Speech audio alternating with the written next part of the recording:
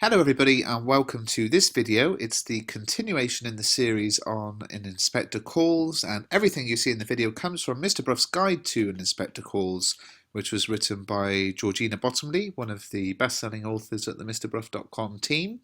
And it's a brilliant book, just £3.99, and it contains everything you need to know for your exams. So we're carrying on the character studies, and we're going to have a look at the character of Eric. Now, Eric is Mr. and Mrs. Burling's son and brother to Sheila. At the start of the play, it seems he's got a bit of a drinking problem. He gets squiffy and he does act in a slightly strange and uncomfortable way, which is surely a hint that he's some way involved in the chain of events that we see unravel in the play. Now, unlike some of the other characters, he seems to accept by the end of the play that it's pointless trying to keep secrets from the inspector and the rest of his family. You know, he says, so he may as well confess to his interactions with Eva or Daisy, depending on what you want to call her. Now, just like his sister Sheila, Eric regrets his involvement with Eva Smith. Unlike Sheila, though, his actions could be considered as more serious, as he clearly has a drinking problem, forced himself on Eva, stole money, and got her pregnant. Eric is forced to admit that when he was drunk, he was in that state when a chap easily turns nasty.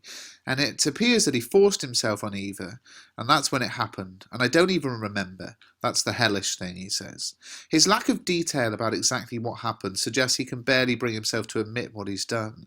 The phrase, "that's when it happened," allows us to form our own conclusions about exactly what went on that night.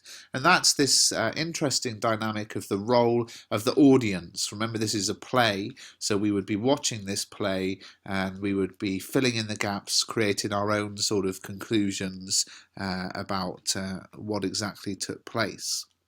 Now, Eric explains that he continued to see Eva, giving her money when he found out she was pregnant, and this money was stolen from his father. Eric suggests he does not seem to have a very close relationship with his family. He states his father is not a kind of father a chap could go to when he's in trouble, and he has clearly behaved in an inconsiderate and immature way. Now, although Eric's actions can be seen as the most despicable, he does seem to show the most regret for what happened to her. He blames his mother. "You turned her away, yes, and you killed her," and it takes the inspector's intervention to stop the row. When the inspector's validity is brought into question, it's clear that Eric understands it doesn't matter whether or not they all had an effect on the same girl, or whether or not Inspector Gould is a real inspector. It's what happened to the girl and what we all did to her that matters, he insists. "You lot may be letting yourselves out nicely, but I can't, nor can Mother.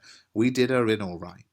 So by the end of the play, Eric, like Sheila, has learned the lesson of social responsibility. He, along with his sister, represents the younger generation who can be educated, take care of one another, and therefore help make society a better place for all to live, no matter their social status.